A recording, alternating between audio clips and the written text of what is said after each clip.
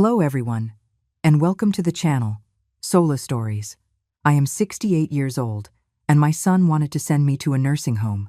After overhearing a phone call in the middle of the night, I sold the house overnight and left them homeless. To all my dear viewers, in my later years, all I hoped for was to enjoy a peaceful life with my children and grandchildren. However, the irony is that life did not grant me this gift. In my very own home, my son and daughter-in-law schemed to drive me out. But perhaps they forgot that this house belongs to me. So, what did I do to teach them the most painful lesson of their lives? Can the bond between a mother and son be repaired? Or will this be the end of decades of kinship? Please, sit back and listen to the story I am about to share, and don't forget to leave your advice for me in the comments below, so we can all discuss it together. I am 68 years old this year. At an age people often say is for enjoying a comfortable retirement, surrounded by children and grandchildren. But that was not my reality. I, Carol, a retired old teacher, lived my days like an unpaid maid in the very house my husband and I had worked our entire lives to buy. The alarm clock never had a chance to ring twice. At 5 in the morning, while the entire city of Chicago was still wrapped in a dim, hazy fog, I was already quietly out of bed. I didn't dare turn on the hallway light, relying only on the faint glow from the streetlights outside to find my way down to the familiar kitchen. As 2 pots of oatmeal were bubbling on the stove, I turned to deal with the mountain of dirty laundry in the basket. Daniel's clothes were fine, but Jessica's had to be washed separately by hand.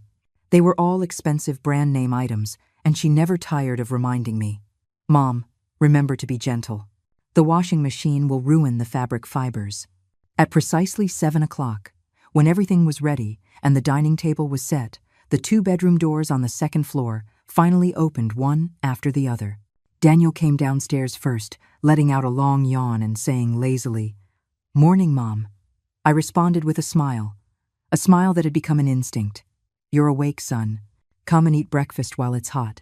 He slowly sat down at the table, picked up a bowl of oatmeal, and ate mechanically. His eyes swept over me without a trace of warmth, as if I were just another piece of furniture in the house. Shortly after, Jessica also came down, wearing a sleek satin pajama set. She didn't even greet me, just walked straight to the table and frowned at her bowl of steel-cut oats with berries. "Mom, why are the oats so watery today?" Her voice was drawn out, full of displeasure, "and the berries are mushy. How long did you cook this? Didn't I tell you it needs to simmer for at least 20 minutes? I quickly explained. I let it simmer for a full 20 minutes.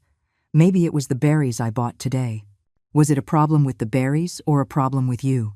Jessica interrupted, slamming her spoon down on the table with a sharp clank. You always have an excuse. I work a long day. I'm tired enough as it is, and I can't even come home to a decent meal. I lowered my head, my hands clasped tightly together, a bitter lump forming in my throat, unable to say a word. Only then did Daniel speak up, but not to defend me. All right, just make do for now," he said, turning to comfort his wife. "Mom's getting older.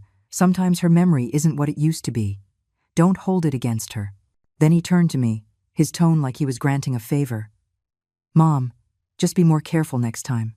Jessica works so hard for this family. Don't make her upset."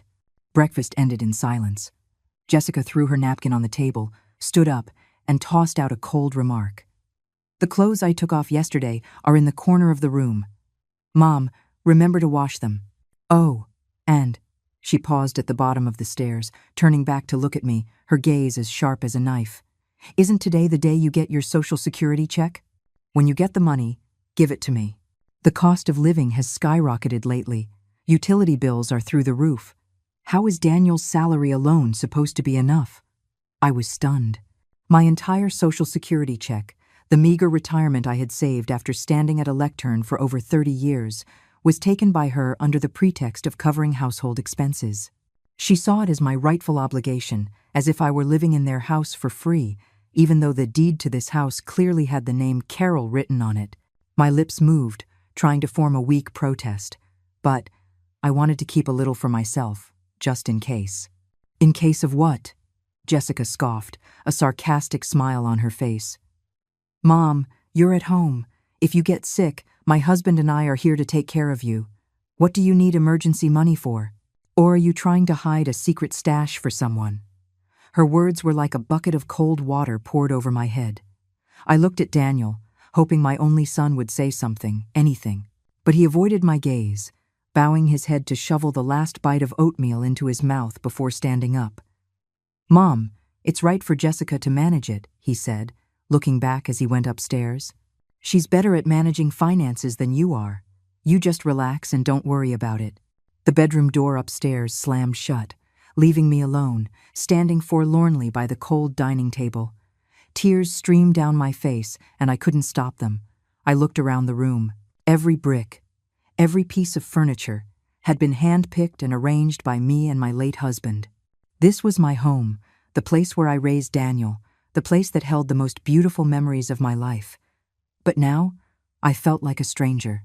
An invisible wall, cold and solid, stood between me and my son and daughter-in-law.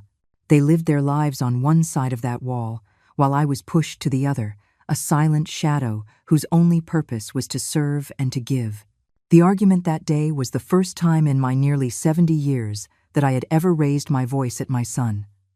It erupted without warning, after dinner one evening when Jessica was out, leaving just Daniel and me. My son sat across from me, looking like he had something to say but couldn't get it out. He fidgeted, and it took him a long while to string together a complete sentence. "Mom," his voice was hesitant. "Jessica and I have something we want to discuss with you." I put down my teacup, a bad feeling creeping over me. "What is it? Just say it." "Lately, your health hasn't been great. You cough whenever the weather changes, and your back hurts," he started, beating around the bush, his eyes not daring to meet mine. "Jessica and I are both swamped with work, leaving early and coming home late. A lot of the time, we want to take care of you, but we just can't. What if something happened to you while you were home alone? We'd never forgive ourselves." I listened quietly, my heart sinking little by little. I knew these words were just the prelude to a sorrowful symphony. So we looked into it. He finally summoned the courage and said in one breath, "There's a new assisted living facility that opened in the suburbs. The conditions are excellent. Mom, the air is fresh. They have doctors and nurses on duty 24 hours a day, and there are plenty of other seniors for company. It's lively. If you move there, we can work without worrying, and you'll get much better care. We'll come visit you every weekend." Every word he spoke was like a cold stone hitting my chest. Assisted living. The words were so foreign, so jarring. I had spent my entire life in this house, caring for my husband, raising him. I never imagined that one day my most beloved son would want to send me away in my old age, to spend the rest of my life in a strange place with a group of strangers. "You mean you want to kick me out?" My voice trembled, not with anger, but with heartbreak. "Mom, what are you talking about?" Daniel quickly waved his hands, a look of grievance on his face. "How could I kick you out? This is all for your own good. Look, you're all alone and lonely here. We're at work all day and barely get to talk to you. Over there, you'll have people to look after your meals, manage your medication, and friends to chat with. Isn't that better?" "Better?" I let out a bitter laugh. "Better means I have to leave my own home? Better means I won't see my son or grandchildren every day? Daniel, you tell me, is this your idea or your wife's idea?" Hit a nerve, his face turned bright red and he stammered, It was our idea. Jessica is also very worried about your health. She's worried about my health, or she finds me an eyesore and wants to kick me out to have some peace and quiet."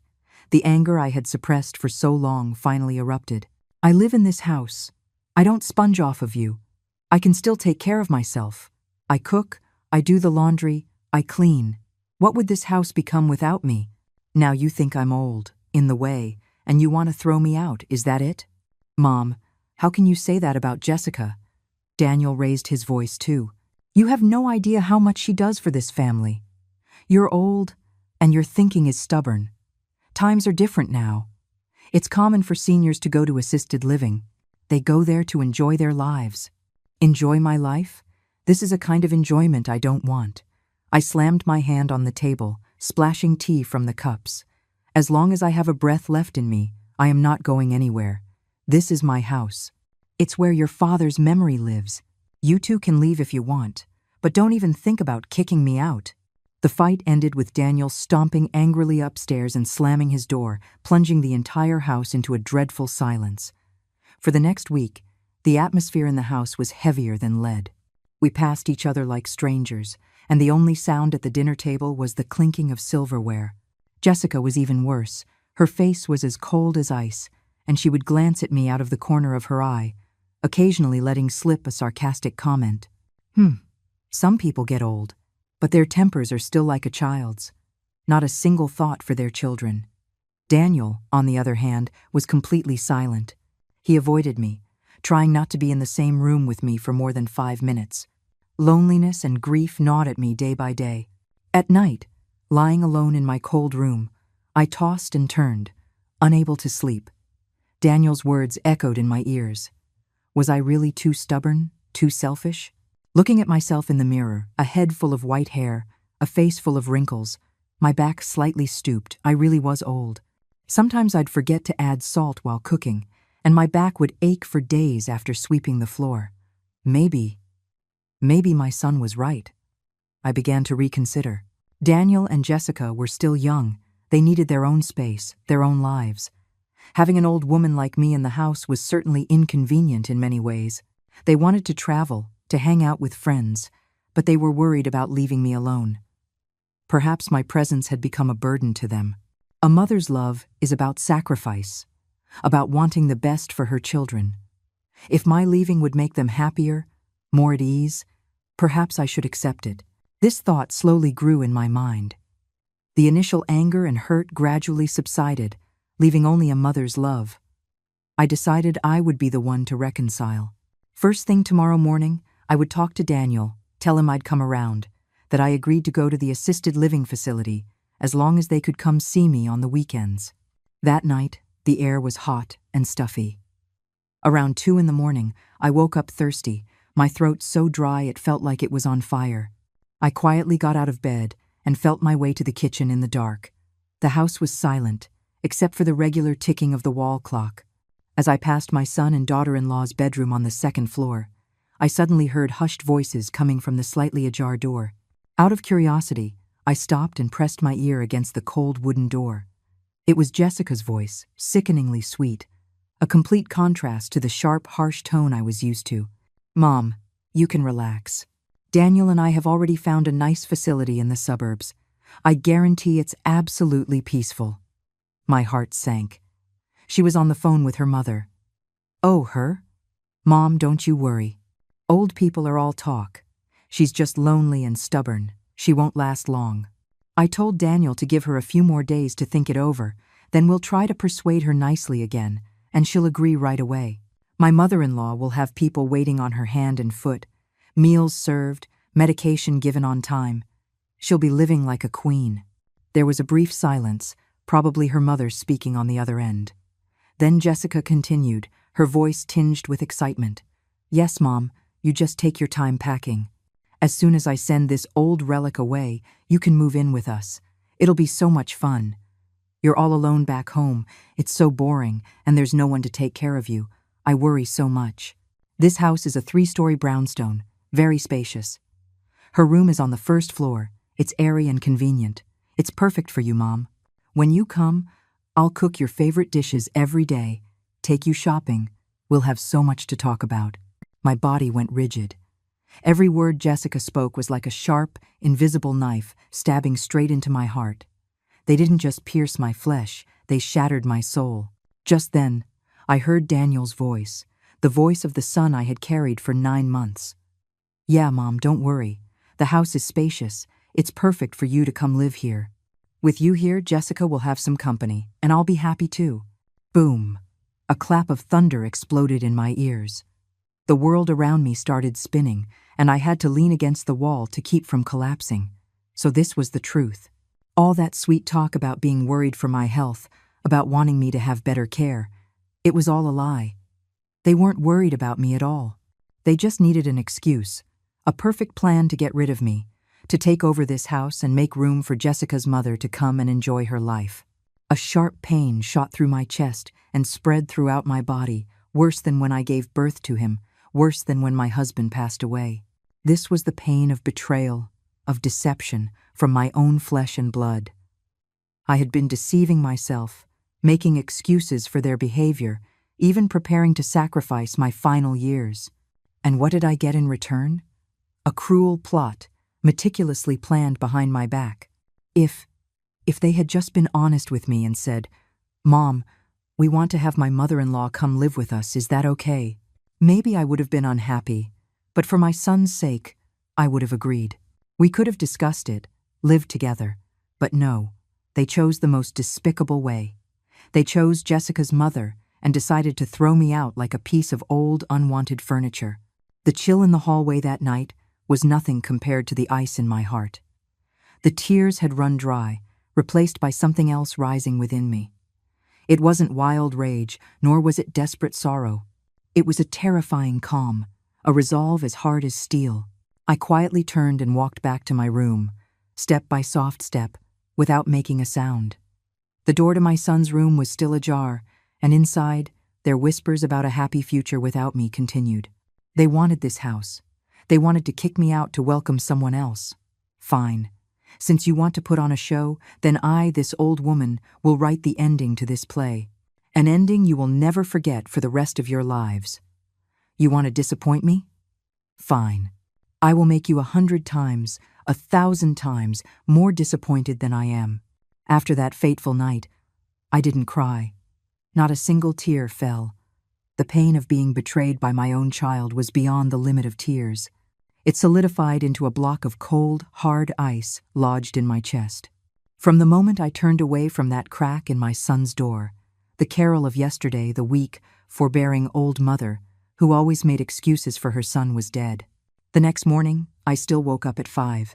I still made a pot of coffee and set out breakfast for Daniel and Jessica. I still hand-washed the pile of delicate clothes. I still cleaned the 3-story house until it was spotless. But one thing had changed completely. Me. I moved like a pre-programmed machine, doing everything with deft hands and precise movements, but my eyes were empty. The strange smile that had been plastered on my face for years was gone, replaced by a terrifying calm. I no longer looked them in the eye when I spoke. My voice became flat, devoid of emotion. At the first breakfast after that night, Jessica began her usual nitpicking. "Mom, why is this fruit salad so sour?" she said with a frown, pushing the bowl away. In the past, I would have immediately apologized, explaining that perhaps I'd used too much lemon juice. But that day, I just glanced at the bowl and said, neither warmly nor coldly, "Then don't eat it." Jessica froze, her eyes wide with disbelief, as if she couldn't believe her ears. She turned to Daniel for support. My son was equally surprised. He said hesitantly, "Mom, what's wrong with you?" Jessica was just offering a suggestion. I put down my fork and looked up, meeting his eyes directly for the first time in days. My gaze was cold, all-seeing. I heard her. Just those 3 words were enough to shut Daniel up. He lowered his head, avoiding my gaze. That meal proceeded in a suffocating silence. They probably sensed something was wrong but couldn't understand what had happened. In the days that followed, my silence became a lethal weapon. I no longer responded to Jessica's accusations, nor did I try to make conversation with Daniel. I moved through the house like a shadow, my presence both tangible and ethereal. I was there, cooking them meals that were more delicious than before, washing their clothes until they were more fragrant than ever, but I created an endless sense of distance. This change initially confused and even frightened them, but it wasn't long before they began to interpret my silence in the way they wanted. One evening, while I was hanging laundry on the back porch, I accidentally overheard their quiet conversation in the living room. "Looks like she's finally accepted it." Jessica's voice was full of triumph. "I told you, old people can't stay stubborn for long. She hasn't said a word these past few days. She probably realized she was wrong and is reflecting on it." Daniel sounded relieved. "I hope so. Mom being so quiet these last few days has been kind of creepy, but she has been much more obedient, no more nagging or talking back to you. I guess she's come to terms with it." "It's about time she did," Jessica huffed. "If she won't think for herself, she should at least think of you. Anyway, let's give her a few more days of peace and quiet to digest it." This weekend, we'll bring up the assisted living facility again, nice and easy. She'll definitely agree this time. My mom has called several times asking when she can move in. Okay, I'll talk to her this weekend. They celebrated in secret, believing that this old bird had finally surrendered, accepting its fate of being locked in a cage. Little did they know, that bird's wings were not broken. It was quietly sharpening its beak and claws, preparing for a fatal strike. In the midst of this silence, while they were basking in their imagined victory, I had already begun to act. I took out an old cell phone I had kept hidden for emergencies from the back of my closet. There were only a few numbers in the contact list, one of which belonged to my former student, Kevin Price. He was now the head of one of Chicago's most prestigious real estate firms. I had taught him in middle school. He was a smart and loyal kid. I waited until noon, making sure Daniel and Jessica were both at their offices, before making the call. I stepped out onto the porch, my voice low, my tone calm and resolute. Hello, is this Kevin? This is your old teacher, Carol. There was a pause on the other end, followed by a voice full of surprise. Mrs. Anderson? Oh my gosh, is it really you? I haven't heard from you in so long. How are you doing? I had no time for pleasantries.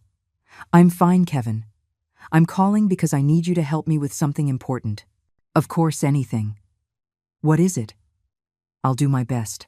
I took a deep breath, looking at the magnolia tree in the yard that my husband had planted with his own hands. I want to sell my house, the one in Lincoln Park. Kevin was stunned into silence again. What? Mrs. Anderson, you want to sell the house? But that's your and Mr. Anderson's life's work. I have my reasons, I interrupted, my tone leaving no room for argument. And I have a few conditions. You need to listen carefully. First, it must be sold within 1 week. Second, I don't need the highest price, just a reasonable one. Third, and most importantly, the entire transaction must be fast and absolutely confidential. No one can know about this until everything is finalized. The other end of the line was silent. Kevin was probably trying to process my incredible demands. After a long moment, he asked cautiously, Mrs. Anderson, are you sure? Did something happen? You don't need to know the reason. My voice was as cold as ice. You just need to tell me if you can do it. The determination in my voice convinced him. Yes, I can do it. I'll handle it personally. I'll find a reliable buyer, an all-cash offer, to get things done as quickly as possible. Can I come by your place tomorrow at noon to see the house? Yes. Come during the lunch hour. No one will be home. I understand, Mrs. Anderson. The next day at 12:30 p.m., the doorbell rang right on time. I opened the door to find Kevin standing there in a well-tailored suit, accompanied by a middle-aged man who looked like an investor. My former student looked at me with a mixture of concern and sympathy, but maintained his professional demeanor. Mrs. Anderson, sorry to disturb you. It's no problem. Come in, I replied calmly, stepping aside to let them in. They were incredibly swift and efficient. The middle-aged man walked through the house, nodding in satisfaction. About half an hour later, they returned to the living room. The man sat across from me and got straight to the point. Mrs. Anderson, I'm very pleased with this property. I've been looking for a place to set up a new branch office, and this location is absolutely perfect. I won't haggle. I'll make you an offer, and I'm prepared to pay in full, in cash, upon signing the contract. What do you say? The price he offered was about 10% below market value, but it was still a massive sum of money. More importantly, it met my need for speed. I didn't need to bargain. I agree, I answered curtly, without a hint of hesitation. Kevin and the buyer were both a little surprised by my decisiveness. They had probably prepared for a negotiation. Well, that's wonderful, the man said with a satisfied smile. If you don't mind, could we go to Mr. Price's office this afternoon to sign the papers? I'd like to get this settled as soon as possible. Yes. I'll be there at 2 o'clock. Things moved even faster than I had imagined. At 2 o'clock in the afternoon, I arrived at Kevin's office. The contract was ready. I scanned the terms. Every clause was clear and straightforward. Kevin placed a pen in front of me. Mrs. Anderson, are you "Are you sure about this?" he asked one last time, his voice filled with a kind of apology. I didn't answer, just picked up the pen. The cold metal touched my thin fingers. As the nib touched the paper, scenes from the past flashed through my mind in slow motion. I saw Daniel as a newborn, small and red, sleeping peacefully in my arms. I saw him taking his first wobbly steps on this very living room floor, falling and then grinning. I saw him on his college graduation day, wearing his cap and gown, proudly telling me, "Mom, I'm going to earn a lot of money and take care of you." I also saw Jessica's arrogant face on the day she first visited, and the triumphant look in her eyes whenever Daniel sided with her against me. Two sets of memories, one sweet, one bitter, intertwined and tore at my heart. A flicker of hesitation crossed my mind. Was it worth it? To sever everything over a moment of anger? But then, their whispers from that late night echoed clearly in my ears again. "As soon as I send this old relic away, you can move in with us. It'll be so much fun." The pen in my hand no longer wavered. With a firm and decisive stroke, I signed my name, Carol. Those 5 letters marked the end of a chapter in my life. The house my son had always assumed would be his, the house he was planning to take over, no longer belonged to him. After signing, a huge sum of money was immediately transferred to the bank account I had given Kevin. The buyer shook my hand and thanked me profusely. Kevin walked me to the door, his expression complicated. "Mrs. Anderson, what are your plans now?" "I have my own plans," I said, patting his hand gently. "Thank you for today, Kevin. And please, keep this confidential for a few more days." After leaving the real estate office, I didn't go straight home. I went to another bank, one I had never used before. I requested to have all the money I had just received transferred to a new long-term savings account with a bank headquartered in Savannah, Georgia, a beautiful city over 900 miles away from Chicago. I had planned it all out. Savannah was where my husband and I had spent our honeymoon, and it was where I had always dreamed of returning to spend the rest of my days. When the bank teller confirmed the transaction was successful, I felt an invisible weight lift from my shoulders. Stepping out of the bank, the afternoon sun of Chicago felt unusually warm on my skin. 3 days after the contract was signed, with the money safely deposited in the Savannah bank account, life in the 3-story brownstone continued as usual. I still woke up at 5 in the morning.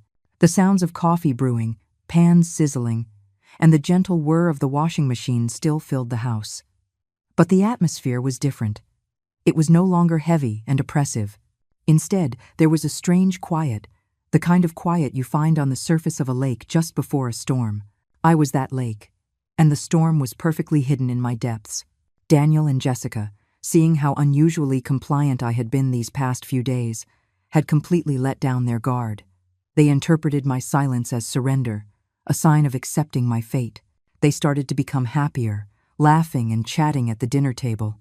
They even discussed plans to renovate the first-floor room right in front of me, as if I were thin air. "What do you think about painting it a cream color to match my mom's furniture?" Jessica said, picking up a piece of fish. "And we can change the curtains to those double-layered sheer ones. It'll look so elegant." "Whatever you decide," Daniel replied, his eyes glued to his phone screen. "As long as you and your mom are happy." I sat there, silently eating my meal, their words flowing into my ears without causing a single ripple in my heart. Go ahead and dream, I thought. Go on and paint your beautiful future in a house that no longer belongs to you. I'll give you a few more days to enjoy that sweet dream. Finally, the day arrived. It was a Tuesday evening. After cleaning up after dinner, I went to my room. I had a small suitcase already packed, the kind you can carry on a plane.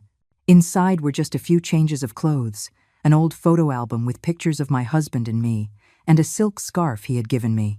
That was all. I didn't need anything else from this house. I dragged the suitcase into the middle of the living room. The clicking sound of the wheels on the hardwood floor caught the attention of the couple who were sitting and watching television. "Mom, what are you doing?" Daniel asked blankly, his eyes still on the screen. Jessica, however, quickly glanced at the suitcase, a flash of light in her eyes that was quickly masked by a look of fake concern. "Mom, where are you going?" I stood up straight and looked at them calmly, my voice as flat as if I were reading the weather report. "I called Susan. My old college friend in Savannah. She lives alone and is quite lonely. I thought I'd go visit her, maybe stay for a while to clear my head. The words Savannah and a while acted like a powerful stimulant. I could clearly see the unconcealable ecstasy in their eyes. Daniel sat up straight, fumbling to turn off the television, his face a strange mix of surprise and joy. Savannah? Why? Why so suddenly? Mom, will you be okay going by yourself? Maybe I can take a weekend off to take you there? He said in a rush, trying hard to play the part of a dutiful son, but Jessica didn't have that much patience. She shot up from the sofa and came to my side, her voice as sweet as honey, as if I were her own mother. Oh, you worry too much. It's a good thing for Mom to go visit a friend and get a change of scenery. It gets so boring staying at home all the time. She turned to me, feigning affection as she took my arm. Mom, you should go. A change of environment will do you good. Your old friend must miss you. How long are you planning to stay? Have you bought your tickets yet? I've booked my flight. It's for 10 o'clock tonight, I said, gently pulling my arm from her grasp. Tonight? They exclaimed in unison, the joy in their voices almost impossible to contain. So soon? Happiness had come too suddenly. Yes, I wanted to leave as soon as possible. Well, that's great. That's wonderful. Jessica clapped her hands, her face beaming with the kind of joy a child has when receiving a gift. Let me call you a cab to the airport. You sit down and rest for a bit. Don't tire yourself out. She bustled off to get her phone, chattering nonstop. Mom, you have to take care of yourself while you're away. Call us to let us know you've arrived safely. Oh, and eat whatever you want in Savannah. Don't be too frugal. Her hypocrisy had reached its peak. I just watched this clumsy performance in silence. A moment later, she came back with her purse. She opened it and pulled out a few crumpled bills. I glanced at them, a total of $500. For a trip of a while in a city as expensive as Savannah, she was giving me $500. She pressed the cash into my hand, her tone like a mistress bestowing a gift upon a servant. Mom, take this for pocket money. Buy a bottle of water or a snack on the way. Now don't refuse. It's a little something from the two of us. I held the bills in my hand. They were thin and wrinkled, just like the fake affection they were trying so hard to display. For a split second, I wanted to throw the money back in her face and laugh out loud. But no. I had to see the play through to the very end. I nodded slightly and put the money in my pocket. Thank you. Of course, it's our pleasure, Jessica said, her smile stretching from ear to ear. Then, she said the words I had been waiting for all these days, the words that revealed all their hopes. Mom, have a wonderful time. Stay there as long as you want. Don't be in a hurry to come back. We've got everything handled here. Stay as long as you want. That's right. I will stay there for a long time. A very long time. So long that you will never have the chance to see me again. The taxi arrived quickly. Daniel helped me carry the small suitcase to the door. He was still trying to put on a sad face. Mom, the house will feel so empty with you gone. I didn't answer. Standing at the doorway, I looked back one last time into the house. The warm yellow light shone on the sofa, the television, the dining table, everything was so familiar. But strangely, I didn't feel a single pang of nostalgia. The pain of betrayal had burned away all my memories and feelings for this place. It was no longer my home, just an empty shell. I looked at my son and daughter-in-law.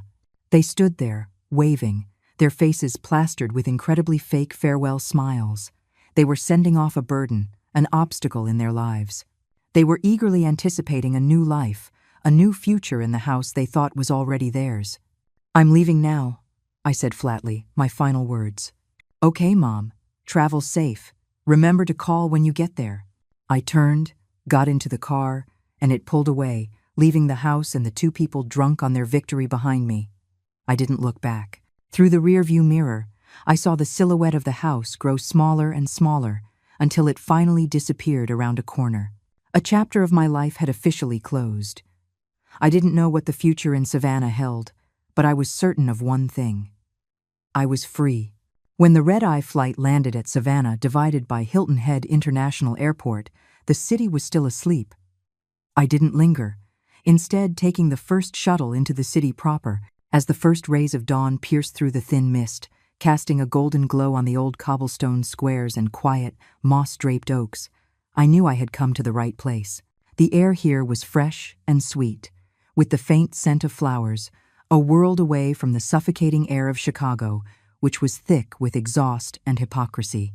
I never called Susan, my old college friend I had used as an excuse. That lie was just a part of my play, and now the play was over. I was a free audience member, here to start a completely new life, a life not written in anyone else's script. Through a local real estate agent, I quickly found what I was looking for. It wasn't a luxurious villa, but a small, exquisite condo in a quiet, historic district, with a balcony overlooking Forsyth Park. From here, I could watch the colors of the park change throughout the day, from the vibrant green of dawn to the deep indigo of dusk, and the twinkling lights at night. It cost a significant portion of the money from the sale of the house, but I didn't hesitate. This was an investment in the rest of my life, an investment in peace. The next few days were busy, yet filled with a joy I had never known before. For the first time in my life, I was making all the decisions for my own living space. I didn't buy the kind of expensive furniture from my old house. Instead, I chose an elegant sofa and a delicate glass coffee table. I personally picked out every curtain, every set of bed linens, every bowl, and every pair of chopsticks. Every single item in this home was chosen by me, bearing my own taste and my own mark. I spent an afternoon at a local nursery and came back with all sorts of flowers I loved. The small balcony soon became a colorful little garden.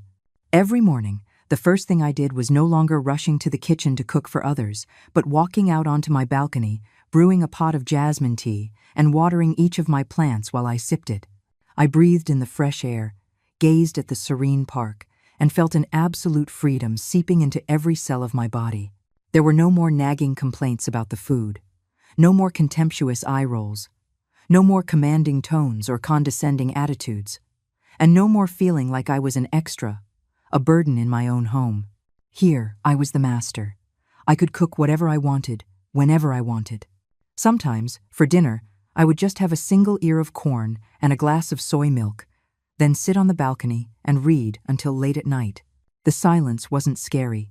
It was a companion, helping me wash away all the hurt and bitterness of the past. Gradually, I began to open up to the world around me. Most of my neighbors were retired, seniors, kind and warm-hearted. Mrs. Gable from upstairs taught me how to make proper shrimp and grits. Mr. Chen from across the hall was a chess master and would invite me down to the community garden for a few games every day. I also joined a local book club. In a space filled with the scent of old paper, I, along with a group of like-minded new friends, a group of elegant ladies, would discuss everything from classic literature to modern bestsellers. We didn't just talk about books. We shared stories about life, about our children, about joys and sorrows. For the first time in many, many years, I truly laughed out loud. It was a hearty, carefree laugh. I realized that happiness in one's later years isn't about being supported by your children in a big house. It's about finding inner peace and the joy discovered in ordinary things. I had sold a piece of material wealth, but what I gained was 1,000 times more precious: self-respect and the right to live the life I wanted. Exactly 2 weeks after I left, in that 3-story brownstone in Chicago's Lincoln Park, it was 9 o'clock on a Saturday morning. Daniel and Jessica were still curled up in their warm bed. The night before, Jessica's mother had called, saying she had settled everything back home and would be taking the bus to live with her daughter and son-in-law next week. The immense joy had sent them to sleep with satisfied smiles. They were dreaming of a wonderful future. This spacious house would be entirely theirs. A sweet and agreeable mother-in-law would replace that annoying mother-in-law. Life would be so free and comfortable. But their sweet dream was shattered by a series of harsh sounds. Bang, bang, bang, bang. The knocking on the door was urgent and powerful, carrying an undeniable authority, as if someone was trying to break down the solid oak door. Jessica grumbled in annoyance, pulling the covers over her head. Who has such bad manners? It's Saturday morning, can't people just sleep in? Daniel also rolled over lazily. Probably the wrong door. Just ignore them. But the knocking didn't stop. It grew louder, more insistent. Finally, Jessica couldn't take it anymore. She threw on a robe and stomped downstairs, furious. "Who is it? What's with all the banging?"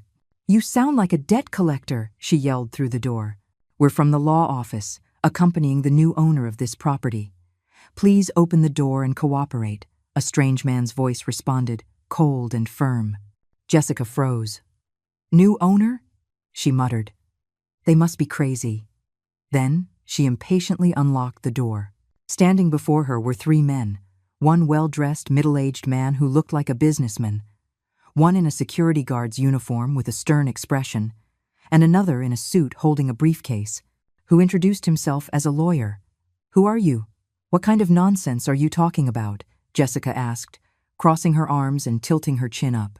The middle-aged man, the one who had bought my house, held out a folder of documents and said calmly, "Good morning. My name is Mr. Harrison, and I am the legal owner of this house. Here is the deed and the notarized contract of sale. We are here today to formally take possession of the property." Daniel, hearing the commotion, had ambled downstairs. Hearing Mr. Harrison's words, he laughed as if he'd heard the world's greatest joke. "What did you say? New owner? You must have made a mistake." He walked over to his wife. "This is my mom's house, which means it will be ours. Where did you get a bunch of fake documents and come here trying to run a scam?" The lawyer replied coldly, "Mr. Anderson, we don't have time for jokes. All of these documents are authentic, bearing legal seals and signatures. The previous owner of this property, Miss Carol Anderson, sold it to my client, Mr. Harrison, 2 weeks ago." The name Carol Anderson hit the couple like a thunderbolt.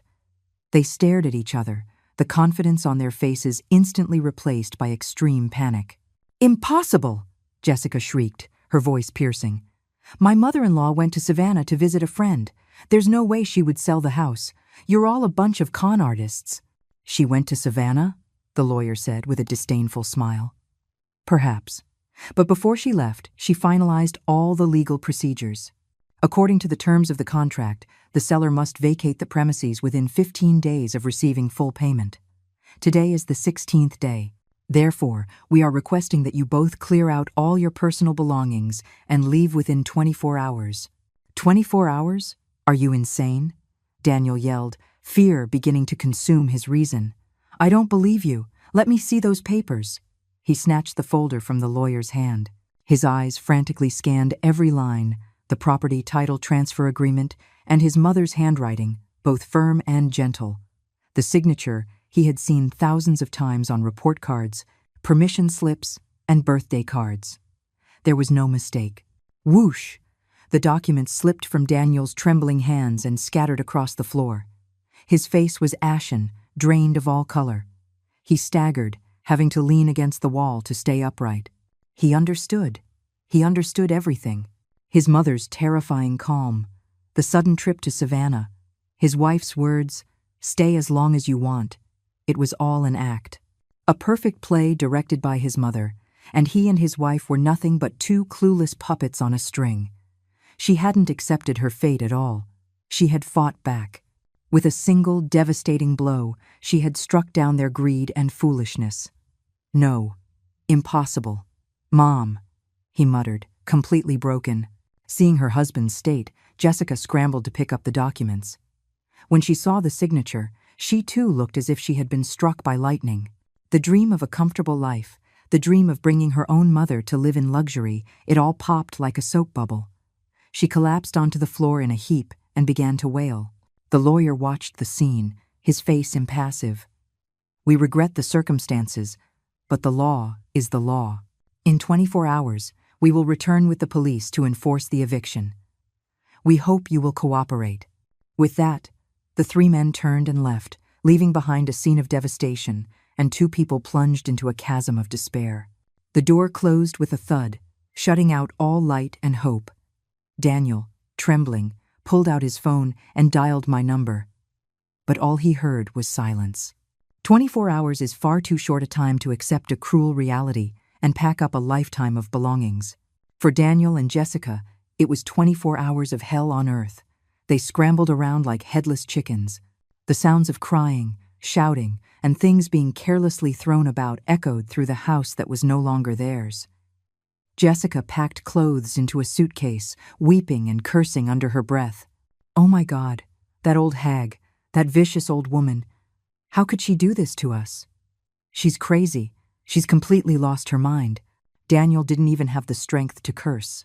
He sat slumped on the floor, his head in his hands, his mind a complete blank. The next morning at 9 o'clock sharp, Mr. Harrison and the lawyer returned, this time with 2 police officers. They didn't say much, just coldly instructed the couple to leave. Any resistance would be met with force. Literally kicked out of their home, Daniel and Jessica stood on the sidewalk, surrounded by a mountain of suitcases, bags, and miscellaneous belongings. Curious neighbors gathered, pointing and whispering. The immense feeling of humiliation engulfed them. Jessica's mother, the one who was joyfully packing her bags back home, ready to come enjoy city life, received a tearful, incoherent phone call from her daughter. After hearing the news, she stood frozen. Her dream of a new life in the city turned to dust. Meanwhile, in Savannah, in the exquisite little condo overlooking the tranquil park, I was on my balcony, leisurely pruning a withered leaf from a pot of azaleas. The morning sun was gentle, the air crisp. I had just bought a new smartphone and a new SIM card.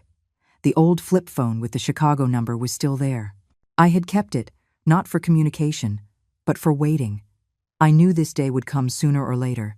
The old phone, sitting on the glass coffee table, suddenly began to vibrate violently. The screen lit up, displaying the name Daniel, the name I had saved when he was still a college student. I let it ring. Once, twice, 10 times. The incessant buzzing was like a desperate cry from a distant world. I calmly finished trimming the last branch, dusted off my hands, and walked inside. I brewed a pot of green tea, its fragrance filling the air. When the phone rang for the 20th time, I slowly picked it up, took a deep breath, and pressed the answer button. On my end of the line, there was the serene aroma of tea and morning light. On his end, there was a hurricane. Hello? Mom? Is that you? Daniel's voice was a raw scream, completely distorted, mixed with the sound of wind and Jessica's crying in the background. I held the phone slightly away from my ear, waiting for the initial roar to pass before answering in a voice so calm it was chilling. It's me. My composure seemed to add fuel to his fire. He raged uncontrollably. What did you do? You sold the house? Are you insane? Why would you do that? Do you have any idea that we've been thrown out onto the street? A hailstorm of questions pelted down. I could picture his face, red and swollen with anger, streaked with tears and snot. I listened in silence, not interrupting, letting him vent all his rage, panic, and accusations. When he finally paused to gasp for breath, I began to speak slowly, each word clear and firm, like a final judgment. Daniel, are you finished? My calmness seemed to stun him. I continued, my voice still steady, without a trace of emotion. First, that house was built with a lifetime of hard work by your father and me. The deed has the name Carol Anderson on it. It was mine. I have the right to sell it, to gift it, or to do anything I want with it. I don't need to ask for anyone's permission, including yours. But that was my house. When you're gone, it was supposed to be mine, he countered weakly. I let out a soft laugh, a laugh as sharp as a razor blade. Yours? Who told you that? I never promised to give you that house. You and your wife arbitrarily granted yourselves that right. You assumed it was yours, and then, while I was still alive and well, you started planning how to take it over. I didn't. You didn't? I cut him off, my voice turning sharp. Then what was that plan to send your mother to an assisted living facility in the suburbs to make room for your mother-in-law? You thought your mother was old, senile, half-blind and deaf, and wouldn't know anything, right? You thought your mother would quietly obey your arrangements and just disappear from your lives, didn't you? The other end of the line went completely silent. He probably never imagined I knew everything. His silence was the most explicit confession of guilt. I took a sip of tea, the bitter taste spreading in my mouth, and continued. I gave you a chance. If you had talked to me honestly, maybe things would have been different. But you chose deception. You chose to scheme behind my back. You chose your mother-in-law and decided to throw your own mother away like an old piece of junk. Now, you ask me where you should live? I paused for a second, then delivered the final, cruel, and unshakable blow. Didn't you find a very nice assisted living facility for me? Well, now you can go find a place for yourselves. You wanted your own life. You didn't want to be burdened by this old woman. Fine, I've granted your wish. From now on, you can live your own lives. Mom, don't be like this. I'm begging you. His voice started to shift from a roar to a plea, but it was too late. My motherly love had died that night. I heard their whispers through the door. Don't call me again. Those were my last words. Without waiting for a reply, I decisively ended the call. Then, I opened my contacts, found the name Daniel, and selected block this caller. There. It was all truly over. I placed the old phone on the table. My world returned to its original peace. On the balcony, the sunlight was shining perfectly on the petals of a blooming hibiscus. The surface of the pond in Forsyth Park shimmered like a carpet of scattered silver. A brand new life was waiting for me. A life of peace, freedom, and a life that could never be harmed again. My life in Savannah flowed like a calm river. Every day was a gift, a new exploration. I learned the art of Southern cooking from Mrs. Gable and could now navigate the city's bus system on my own to visit its famous historic squares. I even bought a digital camera and started learning to photograph the flowers, the moss-covered cobblestones, and the simple, beautiful smiles of my elderly friends. My photo album grew thicker by the day, filled not with memories of the past, but with the vibrant joys of the present. I once thought that my story with Chicago, my story with my only son, had truly ended the day I blocked his number. I was wrong. Some people, when pushed to the brink, do not accept defeat gracefully. Instead, they become wounded animals, lashing out wildly to tear at whatever they perceive to be the source of their pain. It was a late autumn afternoon, with a slight chill in the air. I was in the kitchen, carefully following Mrs. Gable's recipe for shrimp and grits. The savory aroma filled my cozy condo. Suddenly, a thunderous banging at the door ripped through the peace. Bang, bang, bang, bang. It was relentless, violent. It sounded like someone was trying to break the door down. My heart pounded. This wasn't just knocking, it was an assault. Through the peephole, I saw a sight that made my blood run cold. It was Daniel and Jessica. Their faces were twisted with rage and desperation. They must have driven all the way from Chicago. "Mom, I know you're in there. Open this door." Daniel's voice was a guttural roar, filled with a terrifying mix of fury and despair. "You old witch! You ruined our lives. You're going to pay for this." Jessica shrieked, her voice like nails on a chalkboard. She started kicking the door. My hands trembled, but the fear was quickly replaced by a cold, clear-headed resolve. I would not be their victim again. I backed away from the door, grabbed my new smartphone, and with steady fingers, I dialed 911. 911. "What's your emergency?" A calm voice answered. "Hello," I said, my own voice surprisingly steady. "My name is Carol Anderson. My son and daughter-in-law are trying to break down my door. They are screaming and making threats. I am afraid for my safety." I gave them my address. "Okay, ma'am. We're dispatching officers to you immediately. Please stay on the line with me. Find a safe place in your home, away from the door." I locked myself in the bedroom, the phone pressed to my ear. I could hear them still raging outside. "You can't hide forever," Daniel bellowed. The sound of something heavy hitting the door made me jump. My neighbors started yelling from their own apartments. "Hey, what's going on out there? We're calling the police." "You call whoever you want," Jessica screamed back. "This is a family matter." I stayed on the phone with the dispatcher, listening to the chaos outside. I did everything I was told. I stayed silent. I waited. This wasn't my fight to have. I had made my choice, and now, the consequences were playing out. I had built a wall of peace around my new life, and I would not let them tear it down. I hung up the phone and placed it on the table. I had done what needed to be done. Now, all I had to do was wait. I calmly walked to the teapot and poured myself another cup of hot tea. Outside, the door was hell, but inside was the absolute peace I had created with my own hands. The Savannah police were efficient. In less than 10 minutes, the sound of sirens grew from a distant wail to a piercing shriek right outside. The shouting and banging at my door stopped abruptly. I heard hurried footsteps in the hallway and the authoritative voice of a police officer. "Don't move. Who gave you permission to disturb the peace here?" I went to the peephole to observe. 2 young, tall, and well-built police officers had Daniel and Jessica under control. My son's face was pale, and he stood as stiff as a board. Jessica was still trying to struggle, muttering curses under her breath. One of the officers knocked gently on my door. "Ma'am, police, are you safe? Can you open the door?" Only then did I calmly unlock the door. I stepped outside to face it all. More neighbors had gathered, each looking at me with a mixture of sympathy and curiosity. I looked directly at the 2 officers and gave a slight nod. "Officers, hello. Thank you for arriving so quickly." I was the one who called. "Are you Miss Carol Anderson?" "Yes, I am."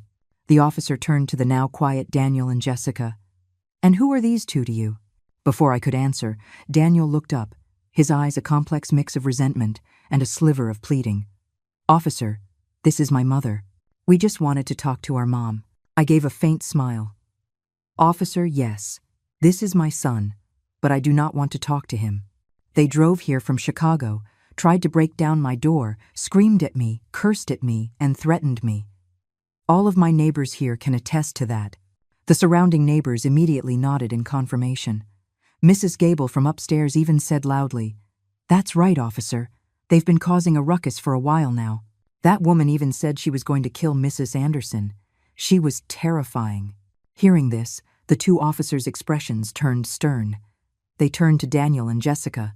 "We're going to need to see your IDs. We need to take a report regarding your disturbance of the peace and criminal threats." Only then did Jessica seem to understand the gravity of the situation. The color drained from her face. Daniel hung his head low, not daring to look at anyone. They sheepishly took out their IDs and handed them to the police. After taking their statements, the older of the 2 officers spoke to them in a severe tone. "Listen, this condominium is Miss Anderson's private property. She has the right to decide who she does and does not see. Your actions have broken the law. This time, we are issuing a formal warning. But if there is a next time, if you ever come near this area again, we will arrest you and you will be prosecuted to the fullest extent of the law. Is that clear?" "Yes, clear," Daniel answered in a small voice. "Good. Now leave. Immediately." Under the watchful eyes of the police and dozens of neighbors, Daniel and Jessica, like 2 drowned rats, meekly picked up their few pathetic bags and walked toward the elevator. They didn't dare look back at me. This humiliation was perhaps even more painful for them than losing the house. The police stayed for a few more minutes to ask me some questions, instructed me to call immediately if anything else happened, and then they left. The neighbors gradually dispersed, and the hallway returned to its quiet state. I stood in my doorway and took a deep breath. It was all, truly, over. I turned to go back inside, then paused and walked to the balcony. From my high vantage point, I saw the figures of my son and daughter-in-law. They exited the building, looking so small and pitiful. They hesitated on the sidewalk for a moment, as if unsure where to go. Finally, supporting each other, they staggered toward the bus stop, their stooped silhouettes stretching long in the setting sunday. I stood there, watching quietly, until their figures completely disappeared. I didn't cry, not a single tear. I felt no victor's glee, nor the pain of a mother who had lost her son. There was only a strange sense of peace. The mother-son relationship between us was likely over. The bond of blood may be impossible to sever, but the bond of love and respect had been burned to ashes by their own hands. I had lost a son I once considered my entire life. But in exchange, I had regained my dignity, my freedom, and my own whole life. The bond of mother and child may be dead, but for Carol Anderson, the peace of her golden years was just beginning. Thank you for watching. I hope today's story has resonated with you in some way. For those of you who haven't subscribed yet, don't forget to click the subscribe button so we can accompany you every day. Let's grow together. We'll see you in the next one.